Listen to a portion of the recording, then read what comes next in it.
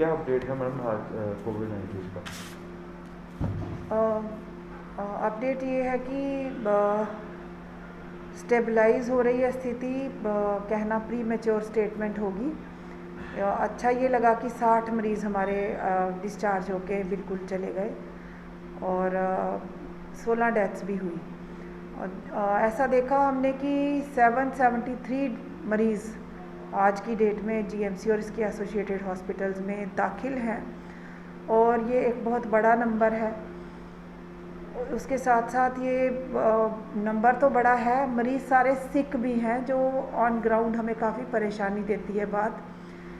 ऐसा भी देखा गया कि हमारे दूसरी तरफ कश्मीर डिवीज़न के हम 4 बड़े प्रीमियर इंस्टीट्यूशंस देखें तो उन चारों में जितनी एडमिशन्स हैं उनकी मिला के हमारी एडमिशन्स उससे ज़्यादा हैं। तो जीएमसी जम्मू पे काफ़ी मुझे लगता है कि जिम्मेवारी है स्वास्थ्य सेवाओं की, जिसमें थोड़ी बहुत कमियां स्टाफ को लेके चल रही थी और लग रहा है कि एक हफ्ते में काफ़ी कवर हो जाएंगी, जिसमें ऑनरेबल लेफ्टिनेंट गवर्नर सर ने हमें पिछले हफ्ते 250 नर्सेज रिक्रूट करने की वो दी थी।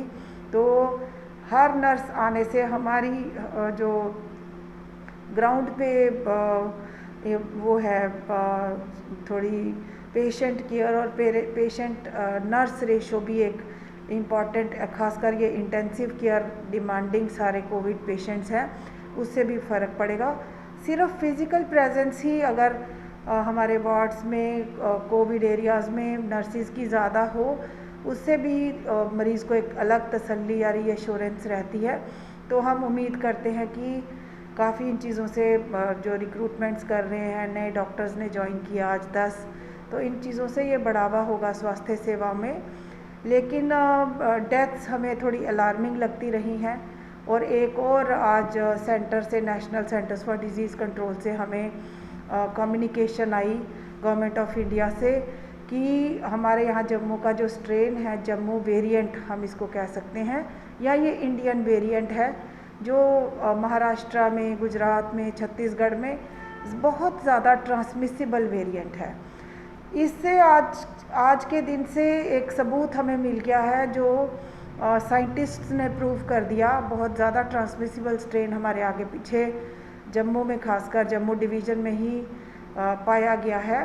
तो कोविड अप्रोप्रिएट बिहेवियर और स्ट्रिंजेंट कर देने की ज़रूरत है, जिसमें मास्क बिल्कुल नहीं खोलना है, सिर्फ खाने पीने के टाइम खोलना है, पहनना भी अच्छे से है, सोशल डिस्टेंसिंग पे और ज़्यादा ध्यान देने की ज़रूरत है, गैदरिंग्स कम से कम, बिल्कुल गुंजाइश नहीं है गैदरिंग्स की, और सोशल रेस्पिरेटरी एटिकेट्स भी, उस पर भी हमें अनुशासित होने की ज़रूरत है। तो कोविड अप्रोप्रिएट बिहेवियर, क्योंकि ट्रांसमिशन ज़्यादा ट्रांसमिसिबल वायरस प्रूव हो गया है, तो ट्रांसमिशन रेस्ट्रिक्शन की हमारी हर एक की व्यक्तिगत जिम्मेवारी और भी बढ़ गई है। दूसरी बात कि लोग बीमार भी ज़्यादा हो रहे हैं, बहुत एटिपिकल प्रेजेंटेशंस हैं और हमारे ऑलमोस्ट 99% मरीज़ जो हैं असिस्टेड वेंटिलेशन पे हैं। तो व्यवस्थाओं में कोई कमी नहीं है। आज की डेट में हमारे आईसीयू बेड्स कोई 94 हैं। किसी भी बड़े इंस्टीट्यूशन में इतने ज़्यादा बेड्स का होना, ये और बड़े जल्दी इस्टेब्लिश भी किए गए, ये एक अच्छी बात है। लेकिन अगर ज़्यादा बीमार होते रहेंगे तो कोई भी नंबर आईसीयू बेड्स का इनसफिशेंट ही रहेगा। इस चीज़ पे ज़्यादा ध्यान देने की ज़रूरत है। और दूसरी बात, जनता के ही एंड से हमें एक और ये चाहिए, मुझे लगता है कि जनता ही हमें तसल्ली कराए कि जो कोई भी इन्फेक्ट होता है, बाई चांस हो भी जाता है डिस्पाइट प्रिकॉशंस, वो अपने आप को क्लोजली मॉनिटर करे। मॉनिटर करने में 2 चीज़ों का ध्यान रखना होता है कि बुखार बढ़ता तो नहीं जा रहा और लगातार चल तो नहीं रहा, और दूसरा ऑक्सीजन सैचुरेशन। तो मैं कहती हूँ कि 93% सैचुरेशन जिसकी आ जाए, अलार्म हो जाना चाहिए एकदम नियर जो भी हेल्थ केयर फैसिलिटी आपके पास में है, या डॉक्टर की सलाह की ज़रूरत है ताकि टाइम पे इलाज शुरू हो जाए। नहीं तो कि जब एक बार डैमेज या डिजीज़ प्रोसेस सेट इन हो जाता है, इतना फास्ट प्रोग्रेशन है उसका कि इरिवर्सिबल हालात तक चला जाता है। दूसरा, हमारी जनता में बहुत ज़्यादा भ्रांतियाँ चल रही हैं वेंटिलेटर्स की नॉन अवेलेबिलिटी को लेके। हमारे पास पर्याप्त मात्रा में वेंटिलेटर्स हैं, सारे वेंटिलेटर्स इंस्टॉल्ड हैं, वर्किंग कंडीशन में हैं। वेंटिलेटर में एक इन्वेसिव वेंटिलेशन होती है जिसमें ट्यूब पे हम मरीज़ डाल देते हैं और मरीज़ को सांस आर्टिफिशियल देते हैं। लेकिन हम यहाँ पे हमने देखा कि सिर्फ आज की डेट में 2 ही मरीज़ वेंटिलेटर पे हैं, और वेंटिलेटर पे डाला हुआ मरीज़ वो भी एक ऐसा डिजीज़्ड लंग, उसमें हम असिस्टेड वेंटिलेशन या मैकेनिकल वेंटिलेशन पे हमने उसको रखा होता है। तो बाहर कम ही मरीज़ कोविड के निकलते हुए देखे हैं हमने, तो बहुत मार्जिनल है वो भी रिकवरी। दूसरा है कि बाईपैप को लेके काफ़ी जनता परेशान है, या उनमें एक भ्रांति या भ्रम फैल चुका है कि बाईपैप मशीन होती तो मरीज़ बच जाता। बाईपैप का ये एक मिसकम्युनिकेशन या मिसअंडरस्टैंडिंग हो चुकी है, बहुत ज़्यादा महंगी मशीन है, और हमारे नीचे नॉन कोविड इमरजेंसी में ये बहुत काम की मशीन मानी जाती थी। जिन लोगों को अस्थमा है, COPD है, या कोई चेस्ट इंजरी से सांस ले पा रहे होते, या स्लीप एपनिया है, लेकिन कोविड के डैमेज लंग्स में ये जो छोटी available stand alone BiPAP machines हैं, इनका फ़ायदा ज़्यादा नहीं है। ये मशीन ऑक्सीजन नहीं दे सकती, ये एयर देती है। तो हमारा वेंटिलेटर्स जो अवेलेबल हैं उन्हीं में एक इनकॉर्पोरेटेड बाईपैप मोड होता है। उस बाईपैप मोड का फ़ायदा भी बहुत रहता है, और हमारे सारे इंटेंसिव केयर पेशेंट इस बाईपैप मोड पे वेंटिलेशन में रहते हैं।